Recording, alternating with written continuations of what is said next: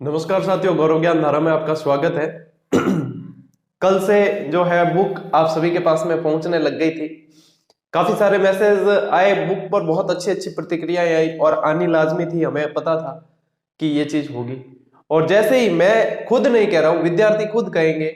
मैंने पहले भी कहा था कि क्लासेस हो चाहे बुक हो, जब मेहनत दिल से की जाती है ना, तो विद्यार्थी खुद कहेंगे कि हाँ सर, इस चीज की कमी थी और ये चीज चाहिए। अब कुछ जो डाउट थे 5-7 मिनट में इस क्लास के पहले वो आपके डाउट क्लियर के लिए लूंगा, उसके बाद अपन क्लास की ओर बढ़ेंगे। कुछ जो डाउट थे आपके, उसमें एक तो ये है कि कई जगह मिली नहीं है बुक, तो उसके लिए विद्यार्थियों ये है कि परसों हमने जैसे मार्केट में दी है, रिलीज की है, अब कल तक वो 17 डिस्ट्रिक्ट में पहुंची है, 17 जिलों में पहुंची है और जैसे जैसे मतलब आज तक पहुंच जाएगी। 1-2 दिन लगते हैं सामान्य होने में। लगभग सभी डिस्ट्रिक्ट पर और सभी मुख्य मुख्य दुकानों पर पहुंच जाएगी।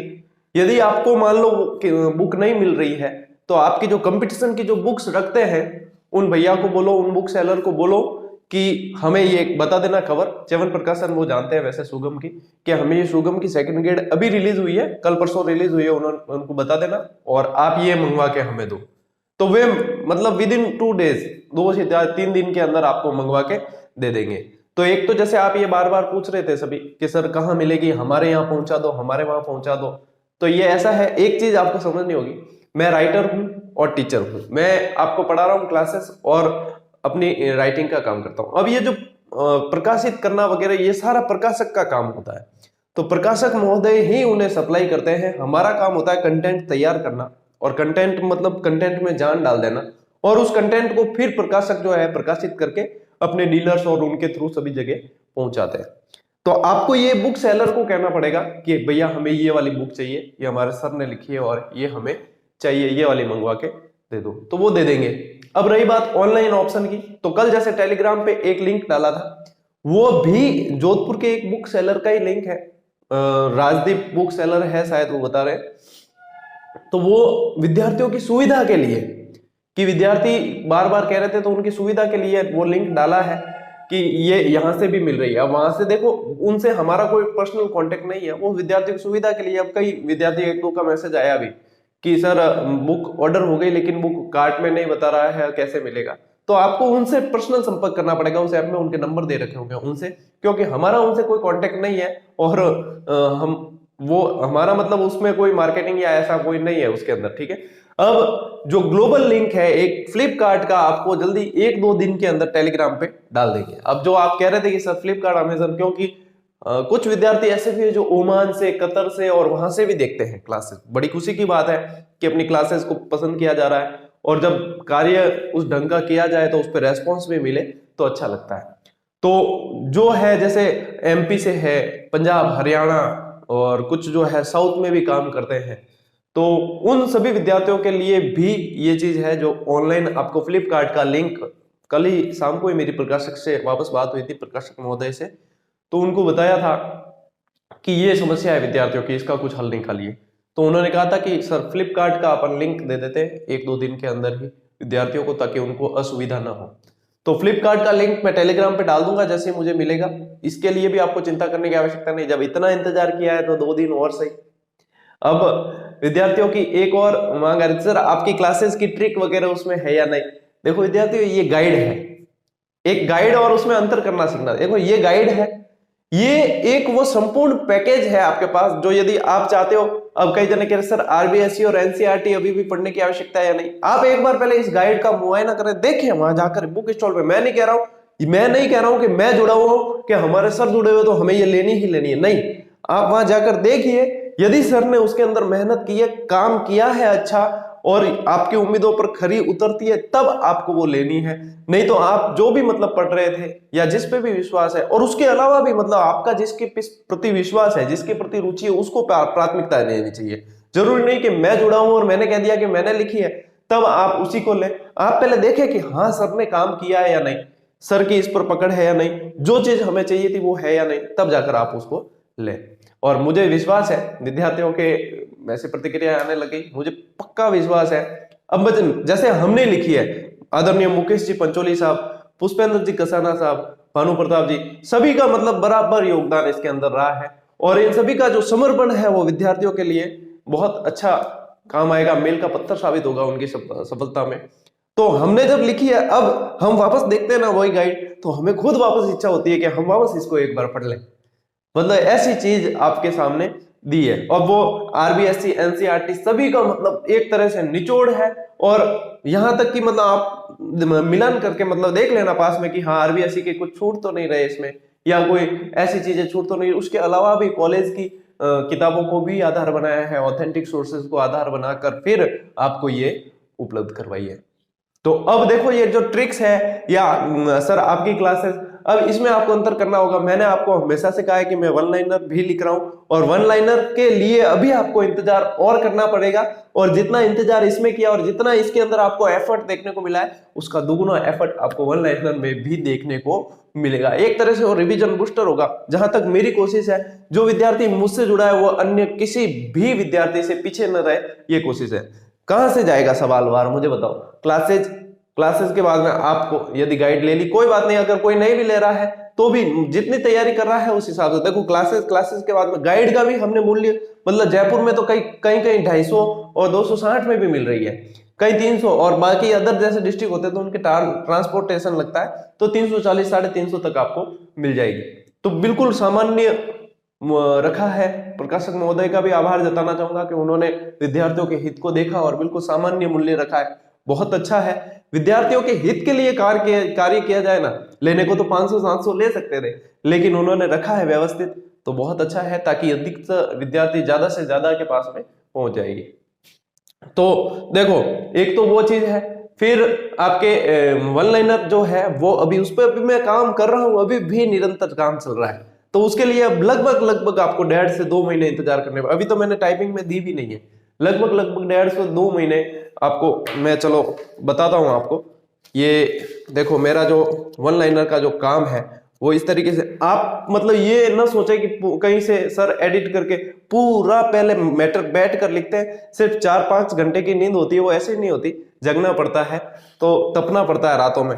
तो ये वन लाइनर भी आपके लिए तैयार हो रही है। एक बुक तो ऐसी, एक तो मैं भर चुका हूं पूरी ऐसी, और ये दूसरी चल रही है अभी। तो वह आपके लिए एक फिर से मतलब एक जो कहते हैं ना आप बूस्टर, वह है। अब मैं ये कह रहा था कि सवाल बाहर कहां से जाएगा, ये देखना क्लासेस के बाद में आप जैसे गाइड और वन लाइनर की भी आप चिंता छोड़ो, प्राइस आपके बिल्कुल ही मतलब मैं मेरी जहां तक कोशिश होगी बिल्कुल विद्यार्थियों के अनुकूल ही रखने की प्रयास किया जाएगा।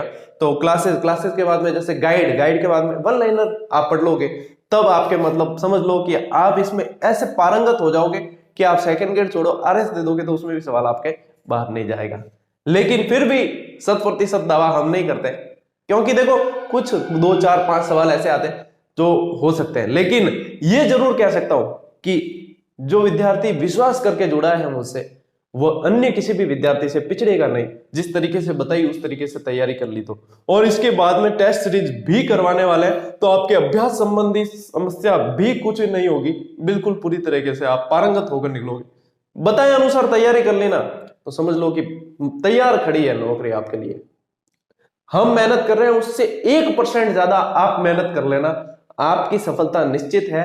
माँ बाप को कह देना कि सर मेहनत कर रहे हैं उससे ज्यादा हमने मेहनत कर ली और अब हमारी नौकरी पक्की है, और 100% पक्की हो जाएगी यदि सही दम लगा के मेहनत कर ली तो ये बातें हैं कुछ। ऑनलाइन लिंक संबंधी आपको बता दिया मैंने, बुक से संबंधित बता दिया, जो डिफरेंस था वन लाइनर और गाइड में वो भी आपको मैंने बता दिया, और बाकी जो भी चीजें होगी बाद में और बताते रहेंगे आपको। हाँ ये कह रहे थे कुछ विद्यार्थी कि सर अब बुक आ गई है तो आप क्लासेस बंद कर दोगे क्या? नहीं, क्लासेस कभी बंद नहीं होगी, चाहे ये बुक आ गई, चाहे वन लाइनर आ जाएगी, चाहे कुछ भी आ जाएगा, क्लासेस कभी बंद नहीं होगी। क्लासेस आपकी यूट्यूब पर ही चालू रहेगी, ये भी बात आपको बता दूं।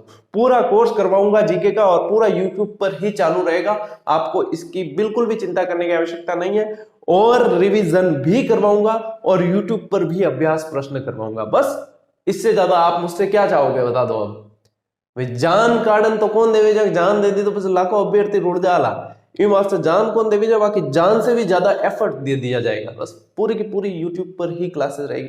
अब कुछ ये कह रहे थे कि सर बुक आ गई है तो क्या क्लासेस के नोट्स बनाने जरूरी है या नहीं? मुझे ये बताओ कि घर में गेहूं पिसवा कर आटा ले आया तो क्या रोटी बनाने की जरूरत होती है? नहीं, खाओगे क्या?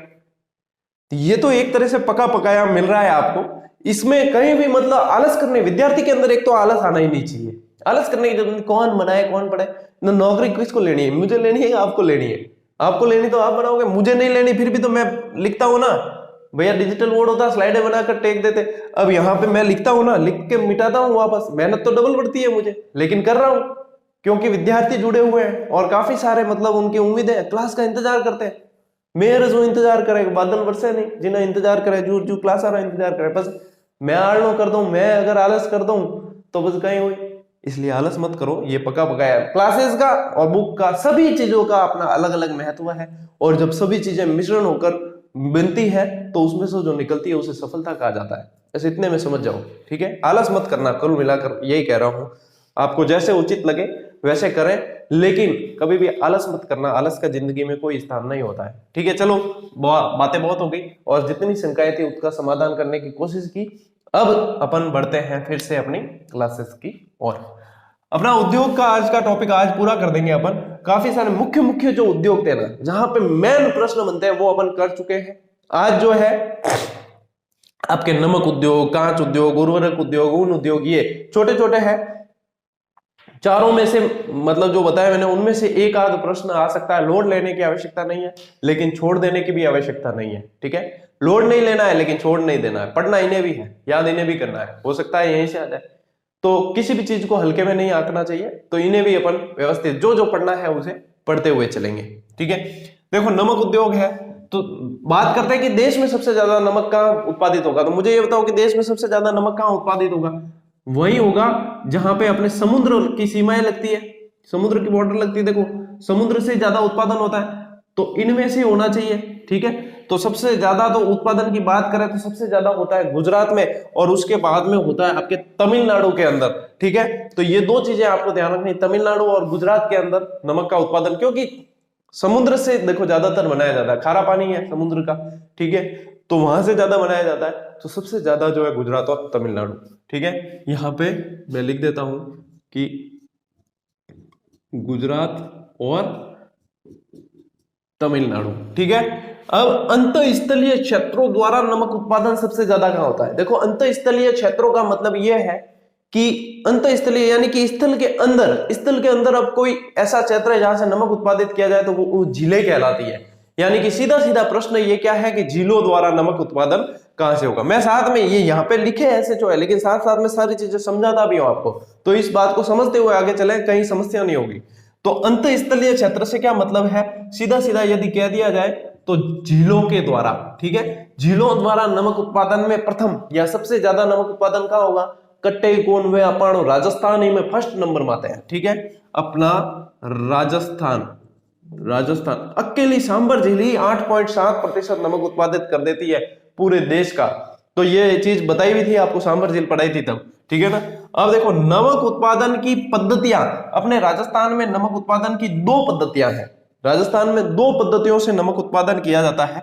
सबसे पहला है वाष्पीकरण और दूसरा है वायु प्रवाह। अब वाष्पीकरण के अंदर क्या है कि ऐसे ये क्यारियां बनाई जाती है, ठीक है? क्यार पद्धति भी बोलते हैं इसको, क्यारियां बनाई जाती है इस तरीके से, और इनमें फिर पानी जो होता है वो से पानी को फिर सुखाकर और फिर नमक प्राप्त किया जाता है। इसे कहते हैं वाष्पीकरण पद्धति। तो ये वाष्पीकरण पद्धति है, क्यार पद्धति भी कहते हैं इसको। और ये है वायु प्रवाह पद्धति। वायु के साथ में जो नमक की लेयर बनती है उसको फिर बाद में इकट्ठा करके और नमक प्राप्त किया जाता है। और इससे प्राप्त जो नमक है वो रेशाला कहलाता है। रेशाला या रेस्ता भी कहते हैं, ठीक है? रेशाला या रेस्ता भी कहते हैं। इससे जो प्राप्त नमक होता है वो क्या कहलाता है? क्यार। क्योंकि क्यारे बनाकर, खेतों में कैसे क्यारे बनाते हैं, क्यारे बनाकर प्राप्त किया जाता है, क्यार कहलाता है वाष्पीकरण के द्वारा। और ये वायु प्रवाह द्वारा जो प्राप्त किया जाता है वो रेशाला या रेस्ता कहलाता है, ठीक है? यहां तक आपको समझ में आ गया। अब देखो, सार्वजनिक क्षेत्र के कारखाने, सार्वजनिक क्षेत्र के अलग होते हैं निजी क्षेत्र के। आपको उद्योग के अंदर स्टार्ट से मैं समझाते हुए आया हूं कि सार्वजनिक, सहकारी और निजी कैसे होते हैं, अलग अलग ये है। तो सार्वजनिक क्षेत्र के 3 कारखाने राजस्थान में कार्यरत है। एक तो पचपदरा सोल्ट लिमिटेड, ये बाड़मेर के अंदर है, पचपदरा जहां पे झील है वहीं है। एक राजस्थान स्टेट केमिकल वर्क्स, ये डीडवाना नागौर के अंदर है। और एक है सांबर सोल्ट लिमिटेड, जो 1964 में भारत सरकार द्वारा स्थापित किया गया। ये जो है 1960 में स्थापित किए गए हैं अपने सांबर सॉल्ट लिमिटेड, और ये ठीक है, ये केंद्र सरकार का उपक्रम है और 1964 में स्थापित किया गया है। बस इतना ही ध्यान रखना है। ज्यादा देखो, पढ़ाई बहुत इजी है, जीके बहुत सरल है, इसको जटिल आप खुद बनाते हो, इतना जटिल बनाने की आवश्यकता नहीं है। जिन्होंने जटिल बनाया था ना, वो रीट में भुगत भोगी है, रीट में भुगत चुके हैं। वो जितना अच्छे तरीके से पढ़ सको, सबसे पहले यदि कोई फ्रेशर्स है तो उसे ज्यादा गहराई में जाने की जरूरत नहीं है, ऊपर ऊपर के तथ्य याद करें, उसके बाद में उसके एक दूसरे रिवीजन तीसरे रिवीजन में वो अंदर अपने आप डीप उतरने लगेगा।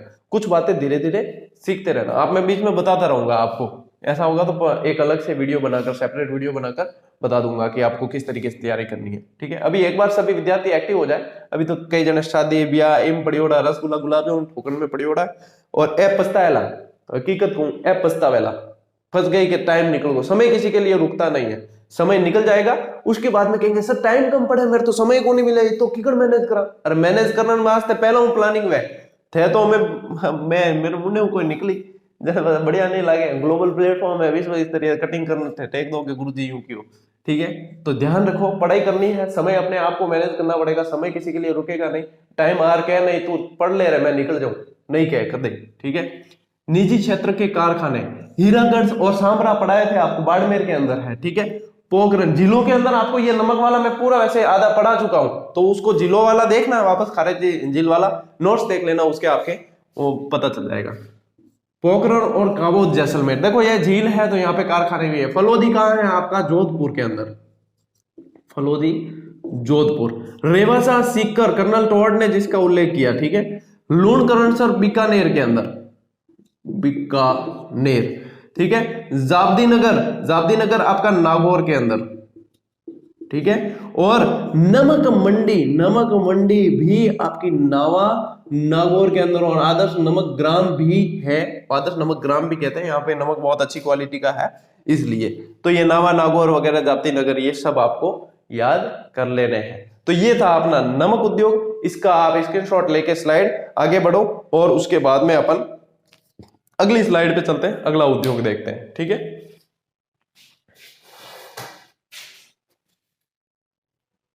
अब चलते हैं साथियों अपन कांच उद्योग की तरफ। कांच उद्योग में देखो, सबसे पहले ये ध्यान रखना, हालांकि ये पूछा नहीं जाता कि कांच किससे बन रहा है। ठीक है, लेकिन साइंस वालों के लिए हो सकता है पूछ ले, लेकिन जीके में पूछा नहीं जाता, फिर भी अपन ध्यान रखें नॉलेज के लिए। तो कांच जो होता है, बालू मिट्टी, सोडियम सल्फेट और सोरा, इन सब चीजों को मिलाकर कांच बनाया जाता है। नॉर्मल सा ध्यान रखने के लिए, कोई ज्यादा लोड लेने की जरूरत नहीं है।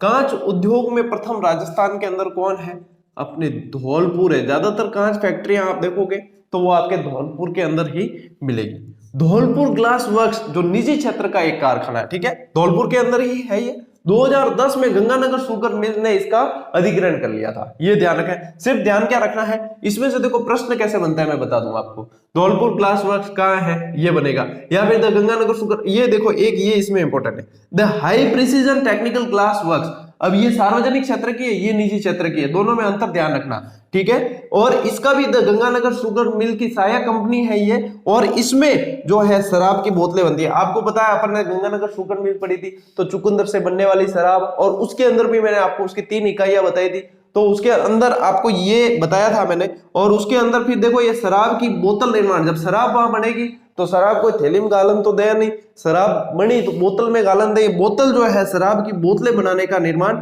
ये यहाँ पे होता है, इसलिए ये द गंगानगर शुगर मिल की सहायक मिल है, सहायक कंपनी है, ठीक है, सहायक कंपनी कह देते हैं, सहायक कंपनी है, ठीक है, ये चीज ध्यान रखना है।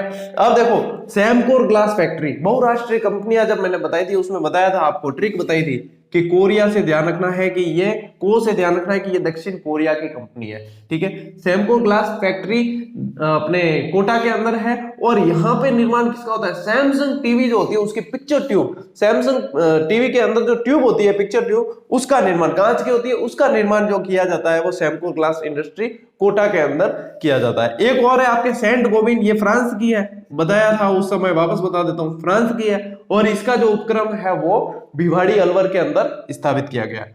राजस्थान में कांच निर्मित प्रथम हवाई पट्टी किशनगढ़ अजमेर के अंदर है। सीधा सीधा सवाल है और सीधा सीधा आपको ध्यान रखना है, कोई ज्यादा लोड लेने की आवश्यकता नहीं है। ये छोटे छोटे उद्योग है, यहां से मतलब 4-5 आपको बता रहा हूं ना आज की क्लास में, उसमें से एक आध प्रश्न बन जाएगा, इसलिए अधिक लोड लेने की आवश्यकता नहीं है, लेकिन पढ़ना भी जरूरी है। इसलिए थोड़े से अपन फास्ट चल रहे हैं कि आपको ये चीजें ध्यान भी रखनी है, लेकिन ज्यादा उलझना भी नहीं है। तो एक बार स्क्रीनशॉट लेके जैसे ही मैं हटता हूं तब पॉज करके वीडियो को स्क्रीनशॉट ले लिया करो और उसके बाद में अपने नोट्स बना दिया करो। ये सीधा ही नोट्स मेकिंग पैटर्न है, ठीक है। तो नोट्स बना लो फटाफट।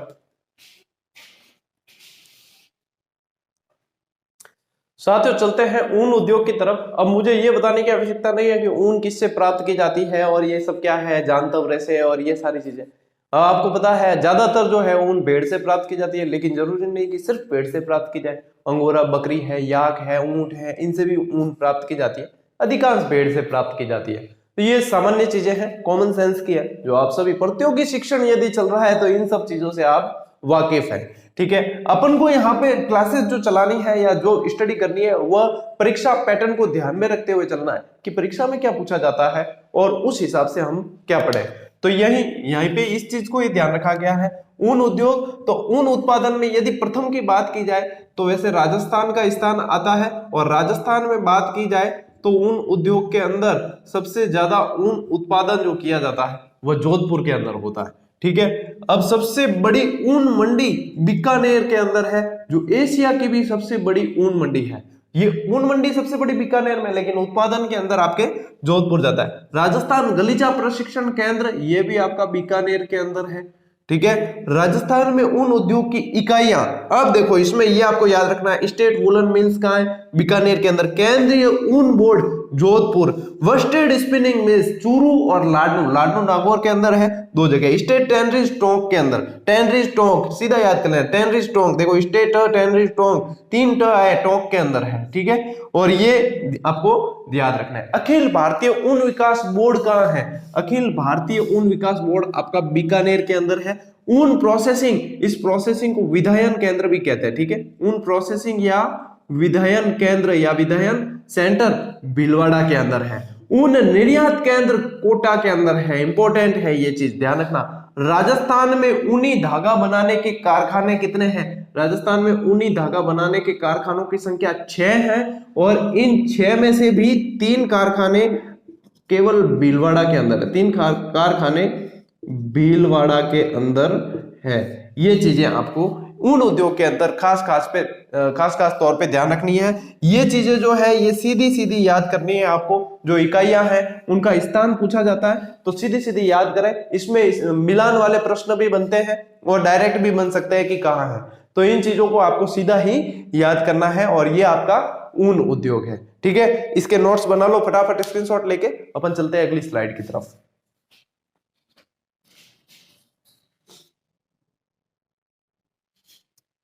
साथियों चलते हैं अपन उर्वरक और रसायन उद्योग की तरफ।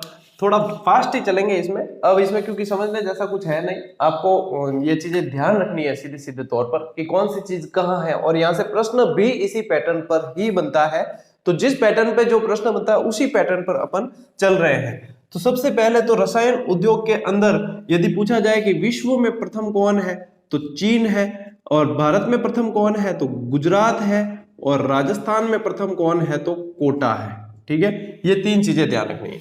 जैव उर्वरक खाद कारखाना कहाँ है आपका साथियों, भरतपुर के अंदर है।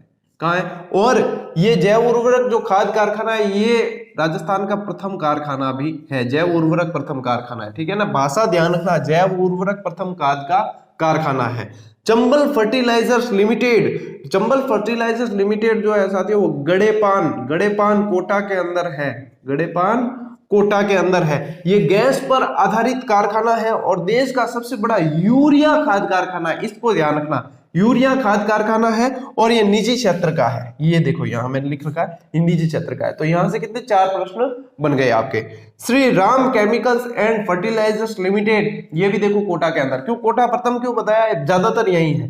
ये भी राजस्थान का सबसे बड़ा खाद्य उत्पादक, देखो सीधा सीधा प्रश्न सबसे बड़ा खाद्य उत्पादक पूछते हैं तब तो आपके ये है। अब जैव उर्वरक आधारित पूछते हैं प्रथम, तो ये भरतपुर है। गैस पर आधारित और निजी क्षेत्र का यूरिया खाद पर आधारित सबसे बड़ा पूछा जाए तो फिर चंबल फर्टिलाइजर्स। और ये चंबल फर्टिलाइजर्स तो आपके यूं समझ लो कि मोस्ट इंपोर्टेंट है, काफी बार पूछा जाता है। और ये गड़ेपान आपको कई जगह ऑप्शन में देखने को मिले, कई जगह गढ़ेपान भी होगा, गड़ेपान भी होगा, ठीक है, इस चीज को ध्यान रखना। राष्ट्रीय केमिकल्स एंड फर्टिलाइजर्स लिमिटेड, ये कपासन चित्तौड़ के अंदर है। इसमें प्रश्न बनता है कि आपके डीएपी आधारित खाद का कारखाना कहाँ है। डीएपी का मतलब होता है डाई अमोनियम फॉस्फेट, ठीक है, तो ये डीएपी आधारित खाद का कारखाना है, इसको ध्यान रखें विशेष तौर पर। ज्योति ट्रिपल खाद खेतड़ी के अंदर है, ट्रिपल ने 3 है, खेतड़ी के अंदर 3 है, झुंझुनू के अंदर भी 3 अक्षर होते हैं, और ज्योति ट्रिपल खाद खेतड़ी के अंदर, ध्यान रखना। आपको मैंने सल्फ्यूरिक एसिड प्लांट पहले बता दिया है, जो आपको सारे के सारे औद्योगिक पार्क वगैरह याद करवाए थे, उसमें बताया था कि सल्फ्यूरिक ऐसे करके बताया था। तो सल्फ्यूरिक कहाँ है, अलवर के अंदर, ठीक है। Modi alkaline and chemicals limited, आपका Modi alkaline and chemicals limited Alwar के अंदर है। The Rajasthan explosive and chemicals limited आपका धौलपुर के अंदर है। तो इस तरीके से ये जहां जहां से कांच उद्योग के उर्वरक उद्योग के अंदर आपके प्रश्न बनते हैं, वो सारे के सारे मैंने आपको बता दिए। छोटा बड़ा कम ज्यादा सब तरह के जितने जिस तरीके के प्रश्न बनते हैं वो सारे आपको बताए हैं। इन्हें नोट कर लेना और अच्छी तरीके से याद कर लेना। अब भी आपके कुछ उद्योग जैसे कागज उद्योग, रेशम उद्योग, ये कुछ है छोटे मोटे मार्बल उद्योग वगैरह, ये भी ऐसे कैसे बताने हैं, तो इसमें अपन समय ज्यादा व्यर्थ नहीं करेंगे। मैं आपको ऐसे कैसे स्लाइड दे दूंगा टेलीग्राम के ऊपर, एक वो जो आपके निजी कारखाने वो डालने हैं, मुझे ध्यान है 1-2 कमेंट भी आए थे, तो वो सारे साथ में डाल दूंगा मैं। निजी कारखाने, आपके रेशम उद्योग के जो तथ्य है वो, और आपके जो ये कौन सा रह गया बाकी, रेशम और कागज उद्योग, जो हाथ से निर्मित कागज, गोशुंडा, सांगानेर वगैरह, वो आपको बताने हैं। तो वो छोटे से है, 2-4 लाइनों के हैं, वो मैं आपको ऐसे कैसे टेलीग्राम पे उपलब्ध करवा दूंगा, स्लाइड के रूप में उपलब्ध करवा दूंगा, तो उसकी चिंता आप ना करें। और ये मतलब आपके लिए उद्योग का जो अपना सबसे बड़ा चैप्टर जो चल रहा था, जो 4 क्लासों में जाकर पूरा हुआ है, ये अब पूरा हो गया है। अब अपने आगे बढ़ेंगे अगले टॉपिक की तरफ। तो मिलते हैं साथियों अगली क्लास में, तब तक के लिए राम राम, जय हिंद।